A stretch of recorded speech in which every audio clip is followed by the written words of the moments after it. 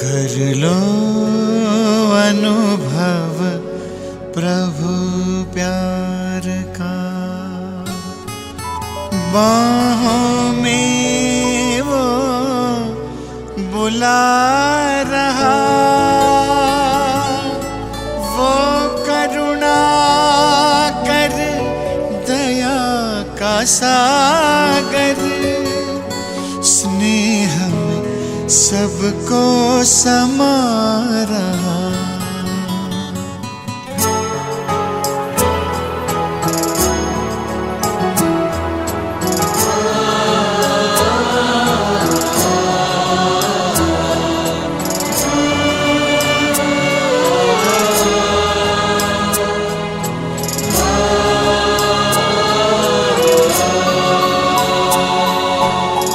कर लो अनुभव प्रभु प्यार का,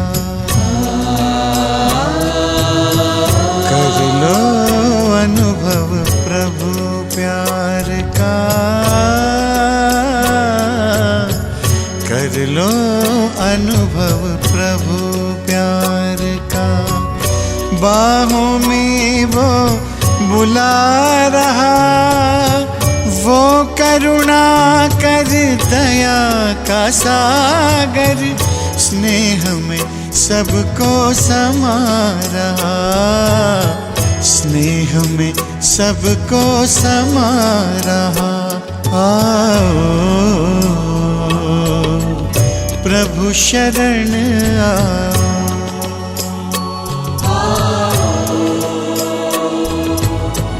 प्रभु शरण कर लो अनुभव प्रभु प्यार का।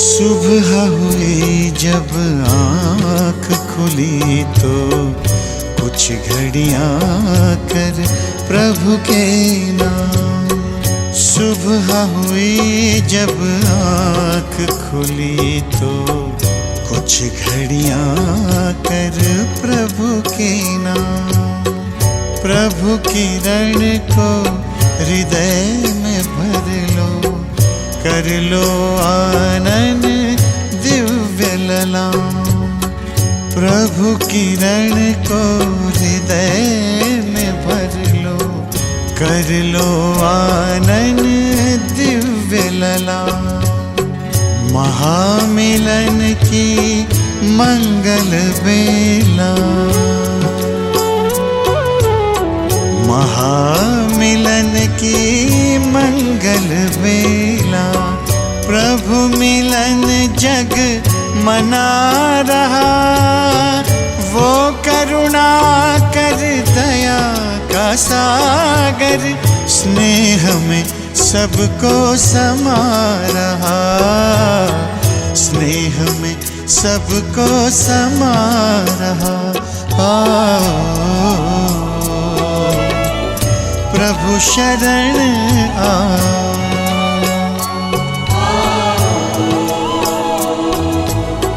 प्रभु शरण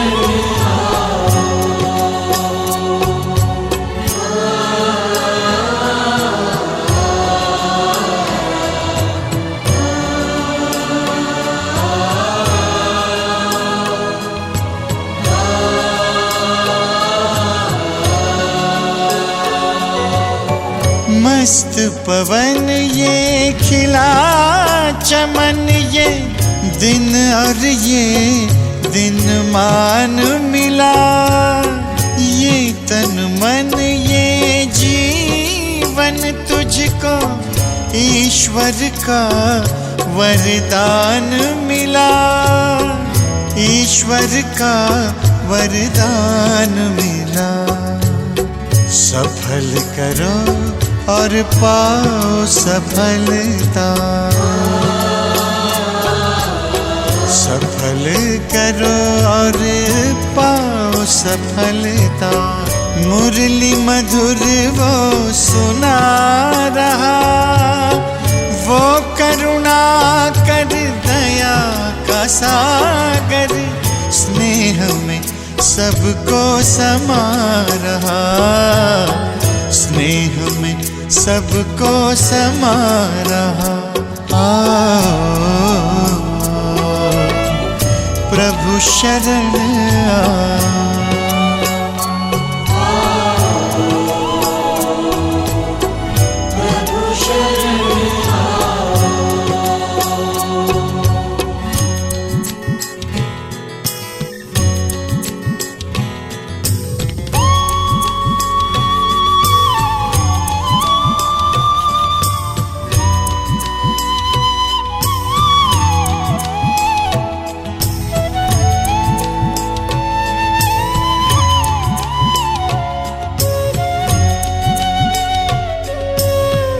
अहो भाव के भरे भाव से पल पल प्रभु गुणगान करो। ध्यान धरो जो ध्यान है रखता, प्रभु कृपा का पान करो, प्रभु कृपा का पान करो। पास में आकर वो रत्नाकर, पास में आकर वो रत्नाकर, रतन अनोखे लुटा रहा। वो करुणा कर दया का सागर, स्नेह में सबको समा रहा, स्नेह में सबको समा रहा। प्रभु शरण आओ,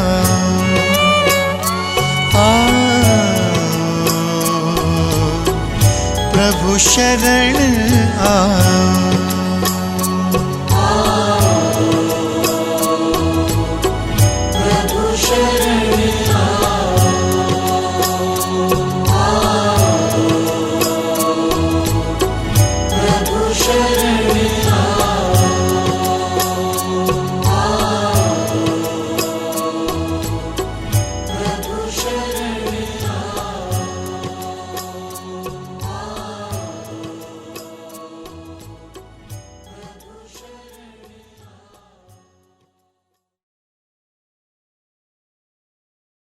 ओम शांति।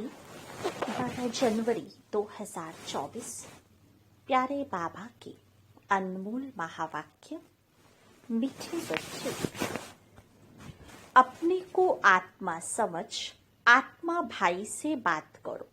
ऐसी दृष्टि पक्की करो तो भूत प्रवेश नहीं करेंगे। जब कोई में भूत देखो तो उससे किनारा कर लो। प्रश्न, बाप का बनने के बाद भी आस्तिक और नास्तिक बच्चे हैं, वह कैसे? उत्तर, आस्तिक वह हैं जो ईश्वरीय कायदों का पालन करते, देही अभिमानी रहने का पुरुषार्थ करते, और नास्तिक वह हैं जो ईश्वरीय कायदों के खिलाफ भूतों के वश हो आपस में लड़ते झगड़ते हैं। आस्तिक बच्चे देह सहित देह के सब संबंधों से बुद्धि योग तोड़ अपने को भाई भाई समझते हैं। नास्तिक देह अभिमान में रहते हैं। ओम शांति। पहले पहले बाप बच्चों को समझाते हैं कि हे बच्चे, बुद्धि में सदा यह याद रखो कि शिव बाबा हमारा सुप्रीम बाप भी है, सुप्रीम शिक्षक भी है, सुप्रीम सतगुरु भी है। यह पहले पहले बुद्धि में जरूर आना चाहिए। हर एक अपने को जान सकते हैं कि हमारी बुद्धि में आया व नहीं। अगर बुद्धि में याद आता तो आस्तिक है, नहीं आता है तो नास्तिक है। स्टूडेंट्स की बुद्धि में फट से आना चाहिए कि टीचर आया है। घर में रहते हैं तो वह भूल जाता है। उस रुहाब से बहुत कोई मुश्किल समझते। हमारा सुप्रीम बाबा आया हुआ है, वह टीचर भी है और वापस ले जाने वाला सतगुरु भी है। याद आने से खुशी का पारा चढ़ेगा, नहीं तो अपने ही दुख दर्द दुनिया की छी बातों में भिन्न भिन्न ख्यालात में बैठे रहते हैं। दूसरी बात, बहुत करके बच्चों से पूछते हैं कि विनाश में बाकी कितना समय है। बोलो, यह पूछने की बात नहीं है। पहले तो यह हमको किसने समझाया है उनको जानो। पहले बाप का परिचय दो। आदत पड़ी हुई होगी तो समझाएंगे, नहीं तो भूल जाएंगे। बाप कितना कहते हैं, अपने को आत्मा समझो, दूसरे को आत्मा की दृष्टि से देखो, परंतु वह दृष्टि नहीं ठहरती। रुपए से एक आना भी मुश्किल बैठता है, जैसे बुद्धि में ठहरता ही नहीं है। यह कोई बाप श्राप नहीं देते, यह तो बाप समझाते हैं। ज्ञान बहुत ऊंचा है, राजाई स्थापन होती है। रंक से लेकर राव बनते हैं, राव थोड़े बनते हैं, बाकी रंक नंबरवार होते हैं। लास्ट नंबर वाले की बुद्धि में कभी कोई बात बैठ ना सके, तो पहले जब किसको भी समझाते हो तो शिव बाबा का जो 32 गुणों वाला चित्र बनाया है उस पर समझाना चाहिए। उसमें भी लिखा हुआ है, सुप्रीम फादर सुप्रीम टीचर सतगुरु है। पहले जब यह निश्चय होगा कि समझाने वाला सुप्रीम फादर है तो फिर संशय नहीं लाएंगे। बाप बिगर यह स्थापना कोई कर न सके। तुम जब समझाते हो कि यह स्थापना हो रही है तो उन्हों की बुद्धि में यह जरूर आना चाहिए कि इन्हों को समझाने वाला कोई है। कोई मनुष्य मात्र तो ऐसे कह ना सके ये राज्य स्थापन हो रहा है, तो पहले पहले बाप का निश्चय पक्का कराना है। हमको परमात्मा बाप पढ़ाते हैं। यह कोई मनुष्य मत नहीं है, यह ईश्वरीय मत है। नई दुनिया तो जरूर बाप द्वारा ही स्थापन होगी। पुरानी दुनिया का विनाश यह भी बाप का ही काम है। यह निश्चय जब तक नहीं होगा तो पूछते ही रहेंगे कैसे होता है। इसलिए पहले पहले तो श्रीमत की बात बुद्धि में बिठानी पड़े, तब आगे समझ सके, नहीं तो मनुष्य मत समझ लेते हैं। हर एक मनुष्य की मत अलग है। मनुष्यों की मत एक हो न सके। इस समय तुमको मत देने वाला एक ही है। उनकी श्रीमत पर कायदे सिर चलना वह भी बड़ा मुश्किल है। बाप कहते हैं देही अभिमानी बनो। ऐसा समझो कि हम भाई भाई से बात करते हैं, तो फिर लड़ना झगड़ना कभी हो ना सके। देह अभिमान में आया समझो नास्तिक।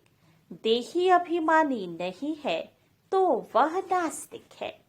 देही अभिमानी बने तो समझो आस्तिक है। देह अभिमान बहुत नुकसान कारक है। जरा भी लड़ते झगड़ते हैं तो समझो नास्तिक है। बाप को जानते ही नहीं, क्रोध का भूत है तो नास्तिक ठहरा। बाप के बच्चों में भूत कहाँ से आया? वह आस्तिक नहीं ठहरा। भल कितना भी कहे हमारा बाप में प्यार है, परंतु ईश्वरीय कायदे के खिलाफ बात करते तो उन्हें रावण संप्रदाय का समझना चाहिए। देह अभिमान में है, कोई भी भूत देखो व दृष्टि खराब देखो तो हट जाना चाहिए। भूत के आगे खड़ा रहने से भूत की प्रवेशता हो जाएगी। भूत भूत में लड़ पड़ते हैं। भूत आए तो पूरा नास्तिक है। देवताएं तो सर्वगुण संपन्न होते हैं। वह गुण नहीं है तो नास्तिक है। नास्तिक वर्षा थोड़े लेंगे, जरा भी खामी नहीं होनी चाहिए, नहीं तो बहुत सजा खाकर प्रजा में जाना पड़ेगा। भूत से दूर रहना चाहिए। भूत का सामना किया तो भूत आ जाएगा। भूत से कभी सामना नहीं किया जाता है। उनसे जास्ती बात भी नहीं करनी चाहिए। बाप कहते हैं यह है भूतों की दुनिया। भूत जब तक निकले नहीं है तो सजाएं भी खानी पड़ेंगी, पद भी पा नहीं सकेंगे। लड़ाई तो एक ही है, कोई राव बन जाते हैं, कोई रंक बन जाते हैं। राव की दुनिया थी, अभी रंकों की दुनिया है। सब में भूत है। भूत निकालने का पूरा पुरुषार्थ करना चाहिए। बाबा मुरली में बहुत समझाते हैं। किस्म किस्म के स्वभाव होते हैं, बात मत पूछो। तो प्रदर्शनी आदि में पहले पहले बाप का परिचय देना है।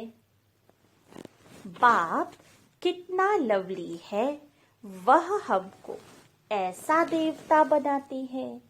गायक भी है, मनुष्य से देवता किए करत न लागे वार। देवताएं थे सतयुग में तो जरूर उनसे पहले कलयुग था। ये सृष्टि चक्र का ज्ञान भी तुम बच्चों की बुद्धि में अभी है। वहां यह ज्ञान इन देवताओं में नहीं रहेगा। अब तुम नॉलेजफुल बनते हो, फिर पद मिल गया तो नॉलेज की दरकार नहीं। यह है बेहद का बाप, जिससे 21 पीढ़ी तुमको स्वर्ग का वर्षा मिलता है। तो ऐसे बाप को कितना याद करना चाहिए। बाबा सदैव समझाते हैं, हमेशा समझो। शिव बाबा हमको समझा रहे हैं। शिव बाबा इस रथ द्वारा हमको पढ़ा रहे हैं। वह हमारा बाप टीचर गुरु है। यह है बेहद की पढ़ाई। तुम समझते हो पहले हम तुक्ष बुद्धि थे। इस कॉलेज का कोई को जरा भी पता नहीं है, इसलिए समझाने के समय अच्छी तरह से घोट घोट कर समझाओ। श्री कृष्ण की तो बात ही नहीं, बाप ने समझाया है। श्री कृष्ण का कोई चरित्र है नहीं, सिवाय शिव बाबा के ब्रह्मा विष्णु शंकर के भी चरित्र हो न सके। चरित्र है ही एक का, जो मनुष्य से देवता बनाती है, विश्व को हेवन बनाती है। तुम उस बाप की श्रीमत पर चलते हो, बाप के मददगार हो। बाप नहीं होगा तो तुम कुछ भी कर नहीं सकते। तुम अभी बर्थ नॉट ए पेनी से बर्थ पाउंड बन रहे हो। अब नंबरवार पुरुषार्थ अनुसार तुम सब जान गए हो। तो पहले पहले है बाप का परिचय।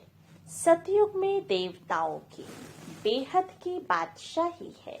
उनके राज्य में और कोई था नहीं। अभी तो कलयुग है, कितने ढेर धर्म हैं। यह एक ही आदि सनातन देवी देवता धर्म कब स्थापन हुआ, यह कोई की बुद्धि में नहीं है। तुम बच्चों की भी बुद्धि में नंबरवार पुरुषार्थ अनुसार है।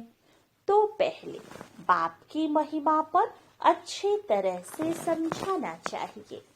हम जानते हैं जरूर बाप से हमको पहचान मिली है। बाप कहते हैं सर्व का सदगति दाता भी मैं हूँ। कल्प कल्प मैं तुम बच्चों को राय देता हूँ कि अपने को आत्मा समझो और मुझे याद करो, तो आत्मा पतित से पावन बन जाएगी। आत्म अभिमानी भव। दूसरे को भी आत्मा समझने से तुम्हारी क्रिमिनल आई नहीं होगी। आत्मा ही शरीर द्वारा कर्म करती है। हम आत्मा है, यह आत्मा है, ये पक्का करना है। तुम जानते हो पहले पहले हम 100% पावन थे, फिर पतित बने हैं। आत्मा ही बुलाती है कि बाबा आओ। आत्मा का अभिमान पक्का रहना चाहिए और संबंध सब भूल जाने चाहिए। हम आत्मा स्वीट होम में रहने वाली है, यहाँ पार्ट बजाने आए हैं। और यह भी तुम बच्चे समझते हो, तुम्हारे में भी नंबरवार हैं जिनको याद रहती है। भगवान पढ़ाते हैं, कितनी खुशी रहनी चाहिए। भगवान हमारा बाप भी है, टीचर भी है, सतगुरु भी है। तुम कहेंगे हम उनके सिवाय और कोई को याद नहीं करते। बाप कहते हैं देह सहित देह के सभी संबंध तो मामेकम याद करो। तुम सब ब्रदर्स हो, कोई मानते हैं कोई नहीं मानते हैं, तो समझो नास्तिक है। हम शिव बाबा के बच्चे हैं तो पावन होने चाहिए। बाप को बुलाते ही हैं बाबा आकर हमको पावन विश्व का मालिक बनाओ। सतयुग में तो पावन होने की बात ही नहीं है। पहले तो यह समझो ये शिव बाबा है, इनसे नई दुनिया स्थापन होती है। अगर पूछे कि विनाश कब होगा, तो बोलो पहले अलिफ को समझो। अलिफ को नहीं समझा तो पीछे की बात बुद्धि में कैसे आएगी। हम सत्य बाप के बच्चे सत्य बोलते हैं। हम कोई मनुष्य के बच्चे नहीं हैं, हम शिव बाबा के बच्चे हैं। भगवान वाच, भगवान उनको कहा जाता है जो सभी ब्रदर्स का बाप है। मनुष्य अपने को भगवान कहला न सके। भगवान तो निराकार है, वह बाप टीचर सतगुरु है। कोई मनुष्य बाप टीचर सतगुरु कहला न सके। कोई भी मनुष्य किसकी सदगति कर नहीं सकता, भगवान हो न सके। बाबा है पतित पावन, पतित बनाता रावण है। बाकी यह सब भक्ति के गुरु हैं। यह भी तुम समझते हो। जो यहाँ आते हैं वह आस्तिक तो बनते हैं, बेहद के बाप पास आकर निश्चय करते हैं यह हमारा बाप टीचर गुरु है। जब कंप्लीट दैवी गुण आ जाएंगे तो लड़ाई भी लगेगी। समय अनुसार तुम खुद समझेंगे। अब कर्मातीत अवस्था को पहुंच रहे हैं। अभी कर्मातीत अवस्था हुई कहाँ है। अभी बहुत काम है, बहुतों को पैगाम देना है। बाप से वर्षा लेने का तो सबको हक है। अब तो लड़ाई जोर से होगी, फिर ये हॉस्पिटल डॉक्टर आदि कुछ नहीं रहेंगे। बाप बच्चों को सम्मुख समझा रहे हैं कि तुम आत्माएं 84 जन्म शरीर धारण कर अपना पार्ट बजाती हो। किसी के 70-80 जन्म भी होंगे। अभी जाना तो सबको है, विनाश होना ही है। अपवित्र आत्मा जा न सके।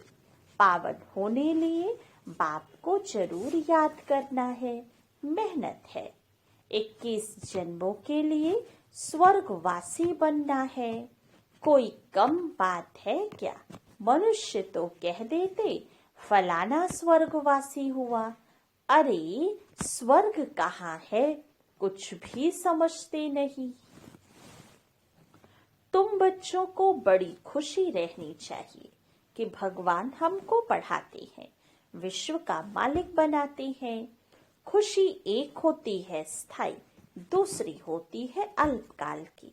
पढ़ेंगे पढ़ाएंगे नहीं तो खुशी क्या होगी? आसुरी गुणों को भगाना है। बाप कितना समझाते हैं, कर्म भोग कितना है। जब तक कर्म भोग है तो यह निशानी है, अभी तक कर्मातीत अवस्था हुई नहीं है। अभी मेहनत करनी है, कोई भी माया के तूफान न आए। बच्चों को यह निश्चय है कि बाप ने हमको अनेक बार मनुष्य से देवता बनाया है। यह बुद्धि में आए तो भी अहो सौभाग्य। ये बेहद का बड़ा स्कूल है, वह होता है हद का छोटा। बाप को तो बहुत तरस पड़ता है, कैसे समझाऊं? कोई से तो अब तक भी भूत निकले नहीं है। दिल पर चढ़ने के बदले गिर पड़ते हैं। कई बच्चियां तो तैयार हो रही हैं अनेकों का कल्याण करने के लिए। अच्छा, मीठे मीठे सिखी लथे बच्चों प्रति माता पिता बाप दादा का याद प्यार और गुड मॉर्निंग। रूहानी बाप की रूहानी बच्चों को नमस्ते। रूहानी बच्चों की रूहानी बाप दादा को याद प्यार गुड मॉर्निंग और नमस्ते।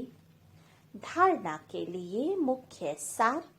फर्स्ट पॉइंट, कोई भी बात ईश्वरीय कायदे के खिलाफ नहीं करनी है।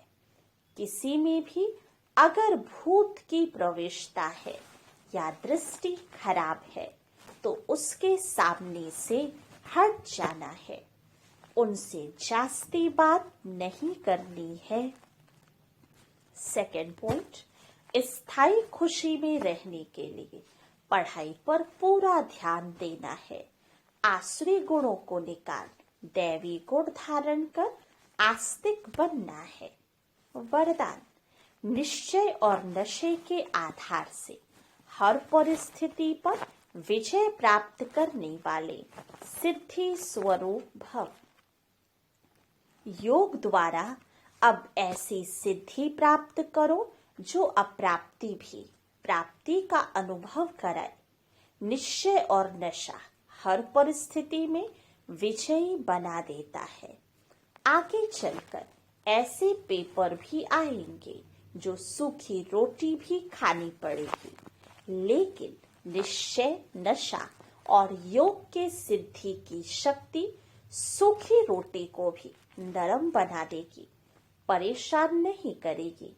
आप सिद्धि स्वरूप की शान में रहो तो कोई भी परेशान नहीं कर सकता। कोई भी साधन है तो आराम से यूज करो, लेकिन समय पर धोखा ना दे, यह चेक करो। स्लोगन, निमित्त बन यथार्थ पाठ बजाओ तो सर्व के सहयोग की मदद मिलती रहेगी। ओम शांति। अव्यक्त साइलेंस द्वारा डबल लाइट फरिश्ता स्थिति का अनुभव करो। किसी भी कार्य में नवीनता की इन्वेंशन के लिए एकाग्रता की आवश्यकता होती है।